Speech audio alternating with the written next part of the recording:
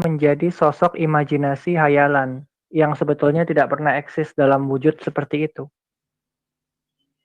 Contoh, Hal bagaimana ini mungkin dijelas. roh Contoh roh silakan.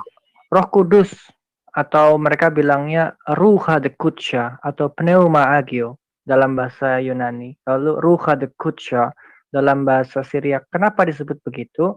Lalu ketika dijabarkan bentuknya di dalam kitab Yohanes atau Yuhanan, itu ternyata bentuknya burung merpati.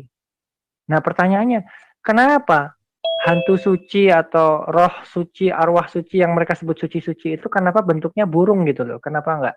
Kenapa harus punya bentuk? Katanya roh nggak bisa dilihat. Gitu. Oke, untuk Jadi sementara ya, oke. kenapa harus digambarkan Bapak itu seolah-olah lebih besar, Bapak lebih besar dariku. Otomatis kalau yang namanya Bapak itu secara kontekstual aja usia pasti lebih tua. Kalau mungkin usia saya 20 tahun, mungkin Bapak saya 50 tahun gitu atau 40 tahun gitu ya. Mungkin kalau saya menikah usia 20 tahun, saya punya anak saya umur 20 tahun, saya udah 40 tahun gitu ya. Jadi namanya Bapak itu pasti lebih tua, lebih dihormati. Dan kalau Yeshua bilang Bapak itu lebih besar, maksudnya lebih kuat, lebih sakti, atau mungkin dia pemilik kekuatan itu, dan sebagainya, dan sebagainya. Jadi, Tuhan itu tentu saja tidak bisa dibagi-bagi menjadi partikel-partikel yang terpisah, karena Tuhan itu satu, tetapi dia menguasai segalanya.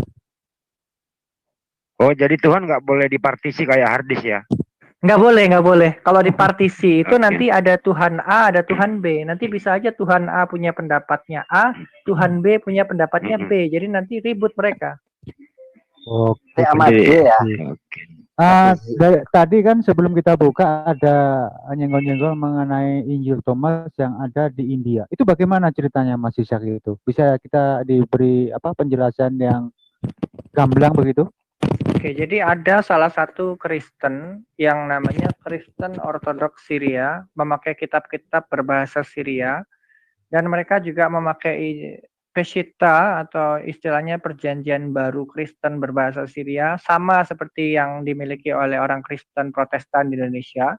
Tapi mereka mengabadikan dan melestarikan teks dari yang mereka sebut, kalau bahasa Indonesianya mungkin nyebutnya Rasul Thomas mungkin. Tapi kalau di dalam bahasa Syriak tidak ada kata rasul, adanya shlicha atau shlicha, itu artinya utusan. Jadi shlichanya ini namanya adalah Toma atau Thomas kalau dalam bahasa Yunani. Kalau bahasa Aramaiknya Toma.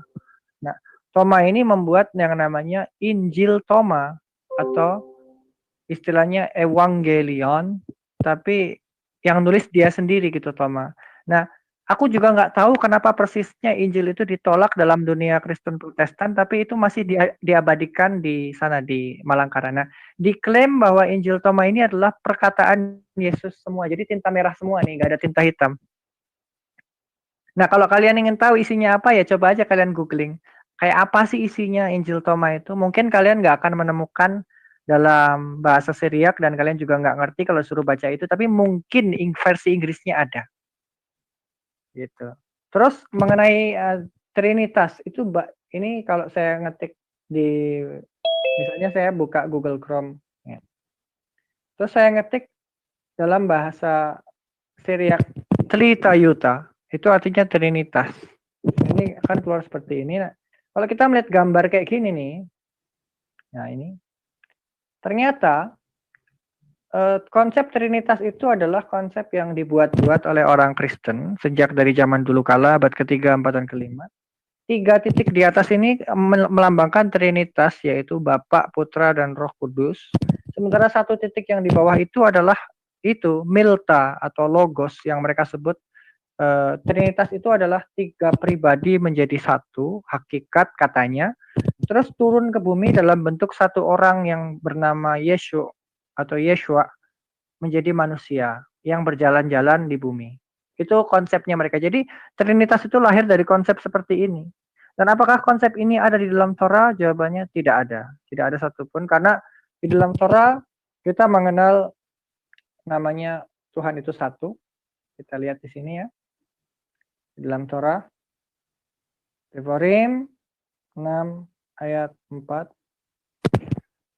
Ini yang saya bold. Syama Yisrael, dengarlah Yisrael. Hashem Eloheinu, Hashem adalah otoritas kami. Hashem Ahad, Hashem adalah satu.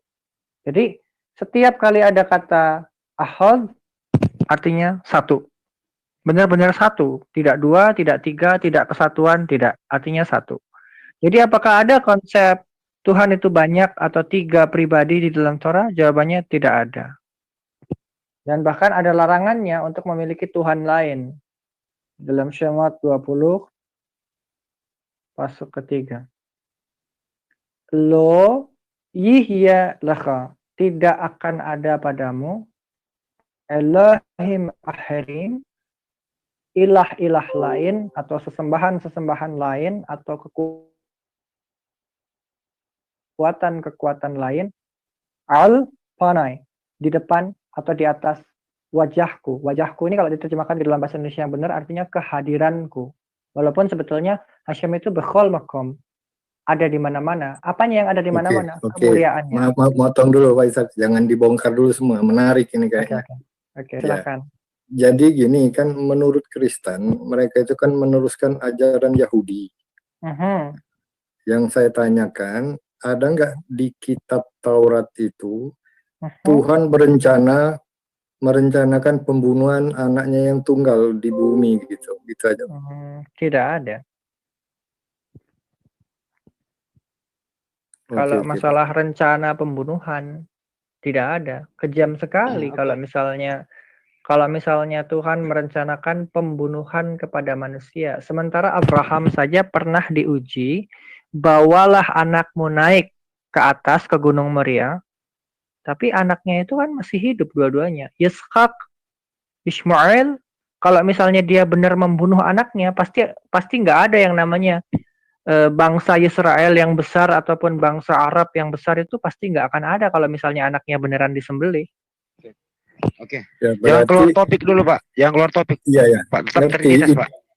Iya, itu kan hubungannya dari Trinitas, apa yang dijelaskan Ishak tadi. Saya mau menggiring itu aja. Iya, baik Pak. Lanjut. Bahwa memang itu artinya bullshit ya, hanya dongeng Sekarang mereka begitu Pak ya. Dongeng, sudah pasti dipastikan itu dongeng. Ya, oke, lanjut yang lain. Oke, makasih, itu aja Pak. Oke, sorry ya Pak, tadi maaf. Kalau Trinitas itu sebenarnya Trinitas itu yang paling berkuasa di antara ketiga itu menurut Bro Ishak. Kalau bisa diterangkan, kalau enggak apa-apa. Silakan. Trinitas itu tidak mungkin dikatakan sejajar. Karena Yeshua waktu di bumi, kalau kita teliti dari manuskrip orang Kristen atau kitab mereka, pasti mengatakan Bapa lebih besar daripadaku. Gitu. Dikatakan juga di ayat-ayat lain adalah Dia yang mengutus aku. Berarti kan ada seorang pengutus Tuhan, berarti lebih berkuasa. Presiden mengutus wakil presiden atau presiden mengutus misalnya pas pampres gitu, atau enggak misalnya presiden memerintahkan TNI untuk berperang. Nah, berarti kan dia ini lebih besar kekuasaannya gitu loh. Jadi kalau Yeshua dibilang aku diutus oleh Bapakku atau aku diutus oleh Dia, atau dia mengatakan Bapakku lebih besar daripadaku misalnya. Nah, perkataan-perkataan seperti ini menandakan bahwa Yeshua ini hanyalah seorang asisten. Pada hakikatnya dia hanya seorang asisten, bukan sebagai Tuhan. Tapi kalau menurut Bang Ishak kayak seperti itu yang tertulis memang iya.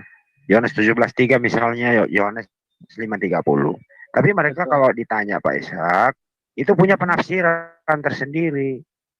Seperti kira-kira begini jawabannya nih. Yang mengutus dan diutus itu sama. Nah, bagaimana menurut Bang Ishak? Kok yang diutus dan mengutus kok bisa sama gitu? Kalau menurut saya tetap beda, karena ketika ditanya kapan kiamat, sesungguhnya tidak ada seorang pria pun yang mengetahui. Tidak malaikat, anak juga tidak tahu, hanya Bapak saja. Padahal kalau Yeshua itu adalah Bapak, harusnya dia bilang, aku adalah Bapak, aku mengetahui kapan hari kiamat itu. Dengarkanlah aku gitu ya. Tapi karena tidak ada teks seperti itu menandakan bahwa Yeshua ini sebetulnya tidak tahu apa-apa, karena Bapaknya atau Hashem ya sebagai Tuhannya itu tidak pernah memberitahukan itu kepadanya. Kalau boleh dikatakan satu kali lagi sebelum dilempar ke teman-teman yang lain. Kalau pernah yang saya dengar di sini debator Kristen sering masuk sini itu namanya Pak Romi pernah mengatakan begini, mereka itu ketiganya itu kerjasama tim. Oh, Tapi kerjasama kadang-kadang bersolok berarti. karir terus kembali lagi begitu. Menurut Mbak Isa gimana? Kok ada yang kerjasama tim begitu? No, mau dikomentari apa enggak, Bro Isa? Kalau enggak ke yang lain. Kok hilang? Halo? Berarti kalau saling bekerja sama berarti saling ngobrol-ngobrolan satu dengan yang lainnya. Berarti punya pemikiran yang beda-beda. Ya begitu ya. Oke, yang lain silakan. Yang hand raise tadi siapa tuh ya? Yang pertama itu. Silakan, Bang. Oke, satu Bang Ishak. Silakan. Iya, dari dari pihak Kristen kan suka mengklaim di Kejadian 1 ayat 1 sampai 3 itu adalah salah satu ayat yang membuktikan bahwa Trinitas ada di Perjanjian Lama. Nah, bagaimana tanggapan Bang Ishak? Soalnya di situ mereka ada menyebutkan bahwasanya kata Elohim itu jamak dan lain sebagainya, ya pokoknya begitulah. Nah, bagaimana tanggapan Bang Ishak? Yes. Oh, itu gampang sebenarnya. Kita lihat di sini ya. Kita lihat di dalam Sefaria.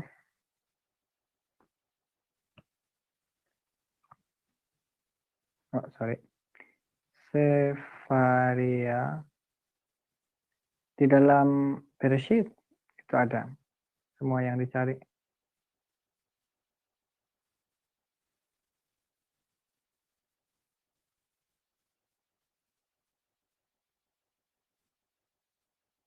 Bereshit bara alaihim as-syamaim wa aras. Dalam permulaannya alaihim atau kekuatan dia telah menciptakan langit dan bumi.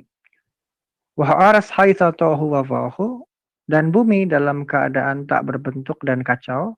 Wa husyakh al-panayatuhum, dan kegelapan ada di atas permukaan kegelapan, maksudnya kegelapan air laut yang dalam gitu maksudnya.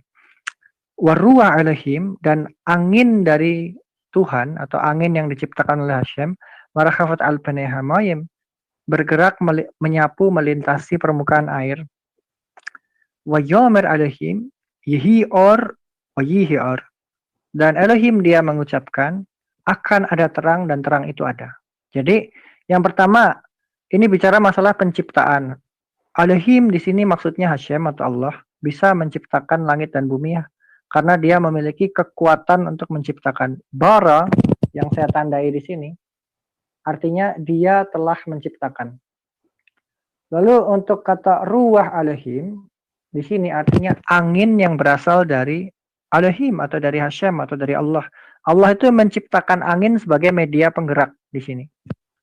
Lalu ketika dia mengucapkan yihior, akan ada cahaya, dan cahaya itu ada.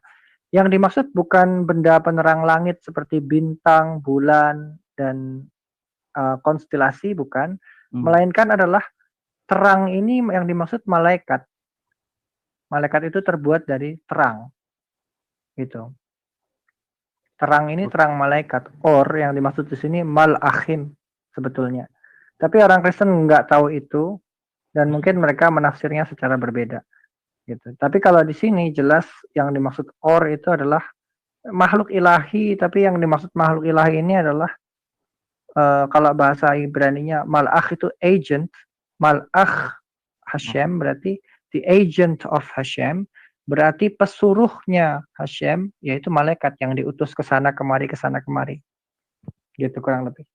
Oke, jadi nggak ada kaitannya dengan ini ya, Trinitas ya? Nggak ada, karena malaikat itu kan tidak tergabung dalam Trinitas.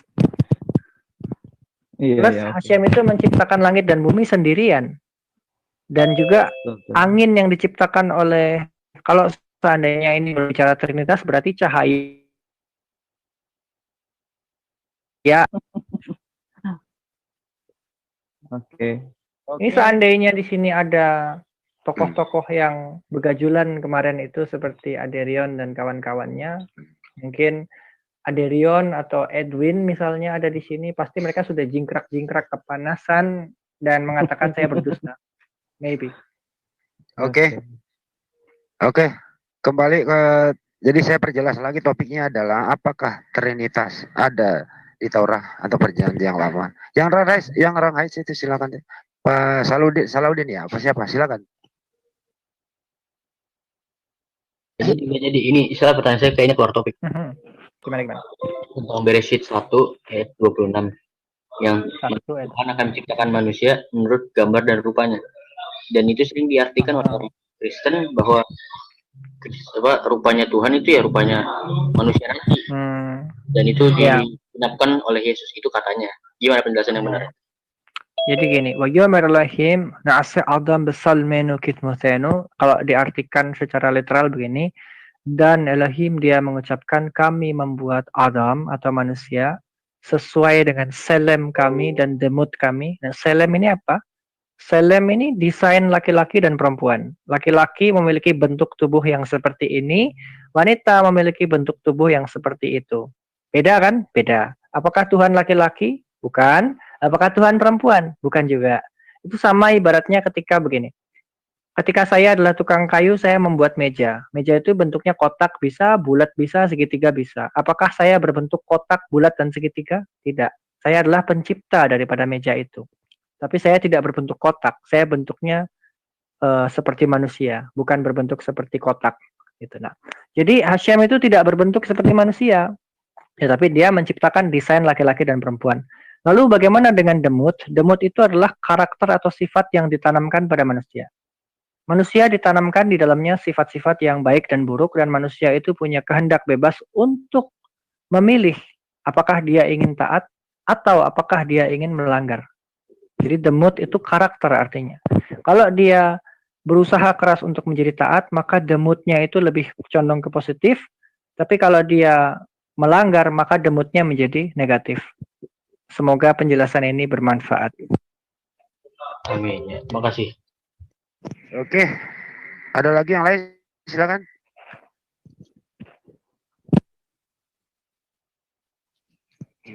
Oke, Pak, ada lain? Kalau nggak ada, saya lanjut lagi bertanya. Yuk, lanjut. Bro Ishak. Untuk Mas Ishak, coba ditengok di PM-nya itu. Sampai yang apanya? Lain. Gimana? Saya inbox. Tengok sebentar aja. Di WA? Oke. Sebentar aja. Itu.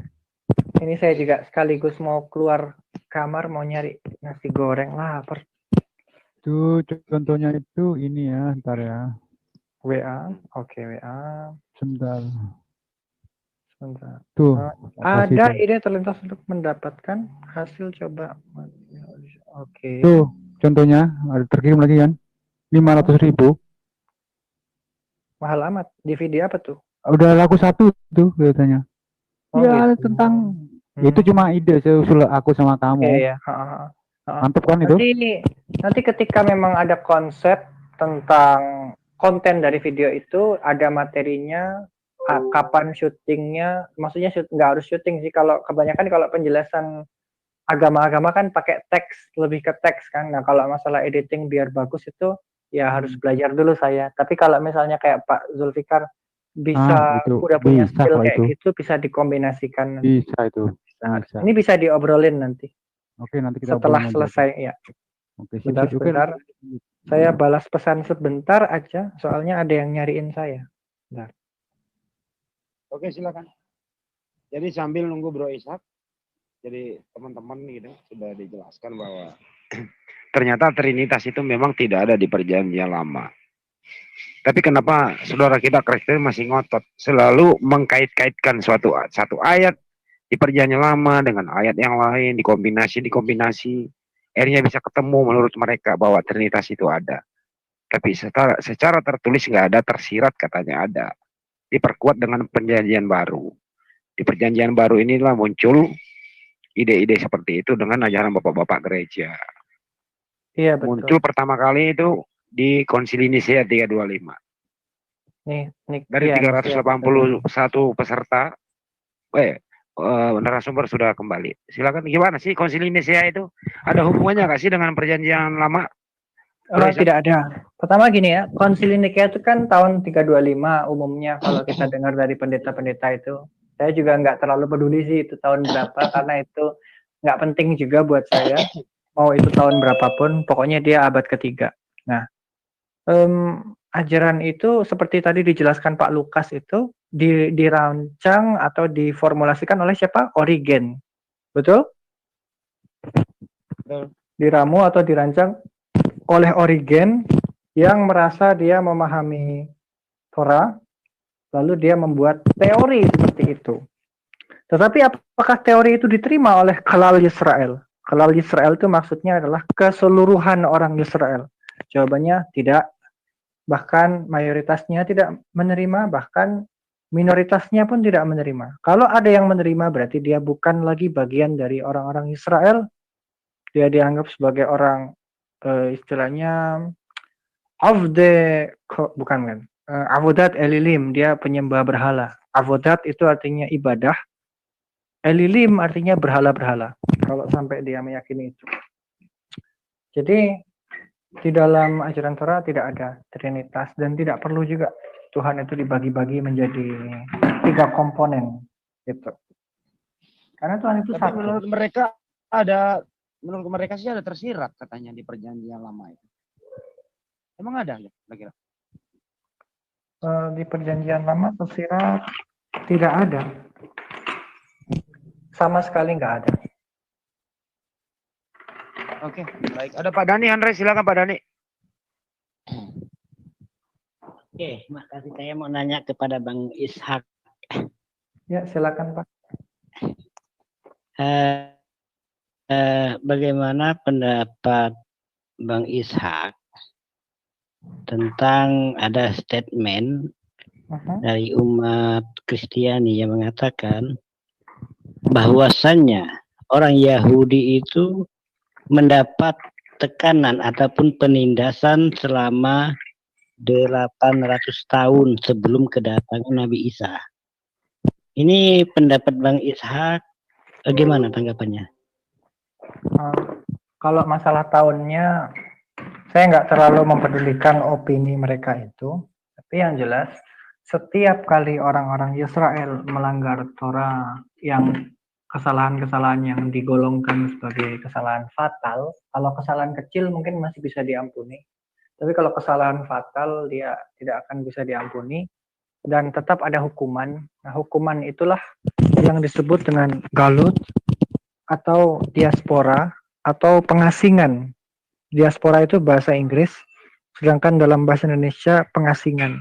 Nah, pengasingan ini ada yang ke Babel atau Babylon, ada yang ke Persia.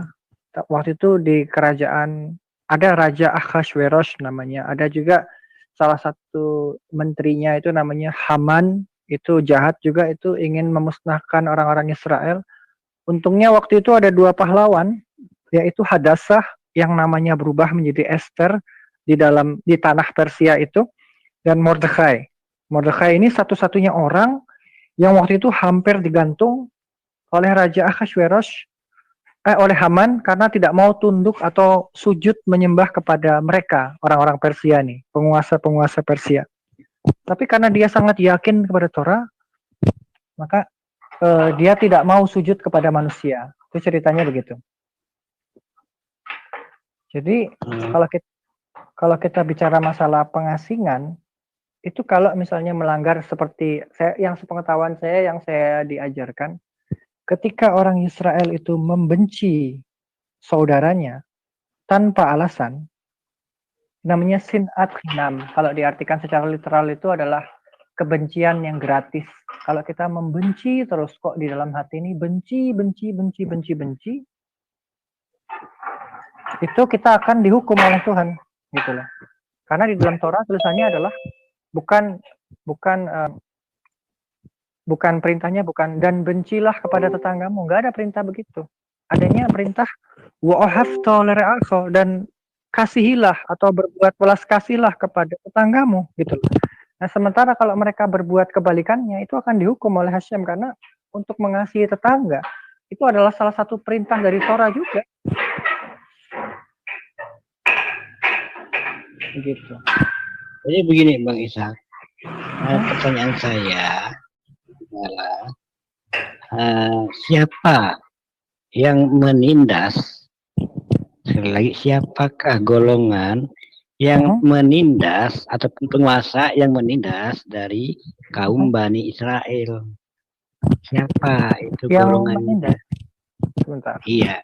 Bangsa Israel itu kecuali di zaman perang, di zaman Moshe dan Aharon di padang gurun, Bamidbar. Itu padang gurun. Ketika mereka berperang melawan 7 bangsa-bangsa, ada Kanaan, ada Yebusi, Hiwi, Hitti, Girgashi, dan sebagainya dan sebagainya. Ada 7 bangsa besar termasuk Amalek yang namanya dihapus dari kolong langit, itu istilahnya ya. Itu memang diperintahkan oleh Hashem, kamu harus membantai bangsa ini karena mereka jahat begini dan begitu. Itu ada di dalam Torah secara detail.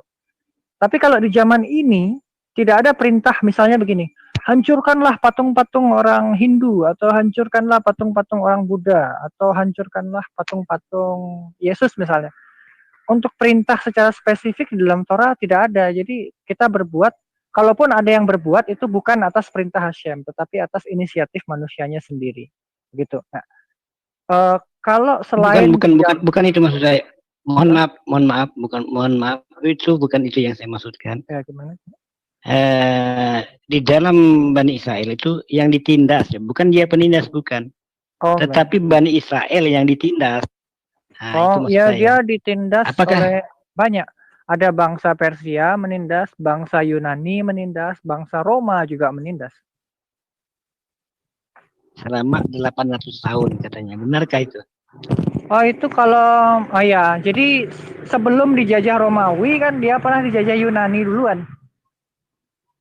Oke. Ya, jadi dengan demikian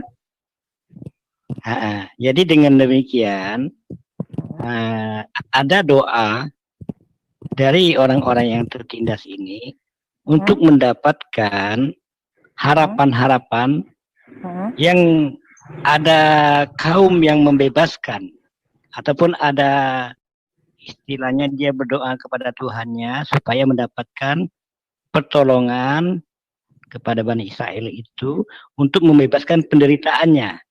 Adakah seperti itu doa-doa dari Bani Israel itu? Enggak, kalau mereka ingin bebas ya mereka harus perang sendiri.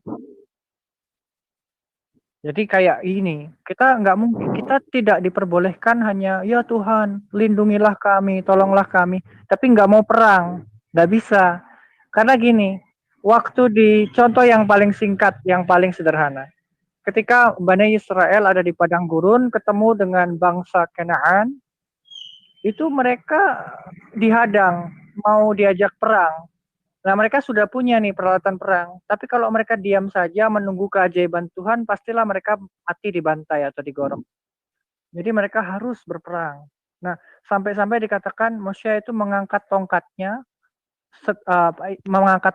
di atas kepalanya itu dengan tangan yang tegak lurus begitu ya. Lalu suatu saat dia kelelahan. Ketika tongkatnya itu mulai turun, bangsa Israel ini hampir kalah.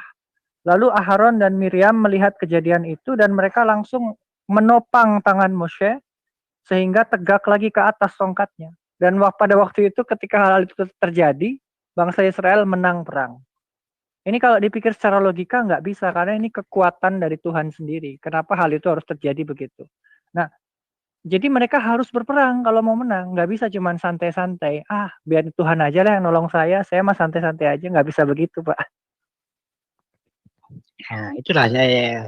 Jadi ada ikhtiar juga dan ada doa juga. Doa penting, ikhtiar juga penting. Kalau salah satu elemennya hilang ya nggak bisa. Nah, disitulah dia katakan dengan adanya doa dari kaum Bani Israel itu mengharapkan datangnya pertolongan dari Tuhan, sehingga sampai sekarang juga menunggu pertolongan itu datang katanya. Bukan menunggu pertolongan. Bagaimana pendapatnya? Menunggu raja seperti Daud atau Sulaiman, yang mereka impikan adalah seorang raja seperti Daud atau Sulaiman. Kalau bahasa Ibrani-nya Daud dan Shlomo. Kenapa begitu? Mereka nggak akan bisa satu komando kalau nggak ada satu raja itu. Kalau presiden, nggak ada orang yang nurut sama presiden 100%. Tapi kalau raja udah ngomong sesuatu, pastilah mereka takut. Kenapa? Kalau misalnya nggak nurut sama raja, bisa aja kan nanti dihukum sama raja itu, entah dicambuk, apa Kalau misalnya melanggar perintah raja, kalau di dalam Torah itu nggak boleh. Melanggar perkataan raja, melanggar perkataan imam itu nggak boleh. Kecuali kalau rajanya itu zalim atau imamnya itu zalim, ya jangan didengerin. Kalau memang dia jahat, ya malah imam atau raja itu yang harus dihukum mati oleh rakyat, oleh Sanhedrin. Tapi kalau rajanya itu orang yang salih, orang yang sadik, gitu ya, dan kita nggak mendengarkan dia, berdosa kita. Gitu, Pak. Cukup padahal ya. Jadi Sebenarnya konteksnya, jadi khalifah, jadi raja itu kan khalifah, kan? Nah, khalifah ini wajib untuk didengarkan atau diikuti, kecuali kalau dia zalim, gitu. Jadi intinya begini, Bang Ishak. Ternyata penderitaan yang dialami oleh bangsa Israel, ya setelah datangnya Yesus juga selama 700 tahun itu kan belum terbebaskan daripada penyiksaan-penyiksaan dari raja-raja ataupun dari penguasa-penguasa pada zaman itu. Sehingga tersiksanya bukan ini, Pak, bukan 800 tahun setiap hari tersiksa, enggak begitu. Jadi maksudnya dijajah ya itu benar. Jangankan kok mereka, Indonesia saja kayaknya kelihatannya merdeka nih ya. Tapi sadar nggak sih kalau kita dijajah oleh negara lain? Iya, oke. Kita kan nggak merasakan terjajah karena kita nggak kerja rodi, kita nggak disuruh ngangkat-ngangkat batu atau bangun-bangun rumah atau membangun sesuatu gitu. Oke, saya paham. Jadi selama mereka terbebaskan dari penjajahan, itu menurut Bang Ishak, kira-kira tahun berapa umat Israel ini terbebas dari kaum penjajah? Kira-kira. Kalau terbebas, kalau kita ngitung dari zaman Masehi ini ya. Kalau dari zaman Masehi itu kan kalau menurut orang Kristen tuh ya, itu kan katanya Yesus lahir tahun 1 Masehi, lalu mati tahun 33 Masehi gitu kan. Nah, di zaman itu kan dijajahnya oleh Roma nih. Romawi. Tahun 70 Masehi itu bukan pembebasan. Mereka melarikan diri. Pertama, mereka dijajah. Negara Israel itu dijajah oleh Roma. Lalu orang-orang Yahudi itu dikejar-kejar, ada yang dibunuh, ada yang ditangkap, ada yang dipenjara, seperti Yosef bar Mattityahu.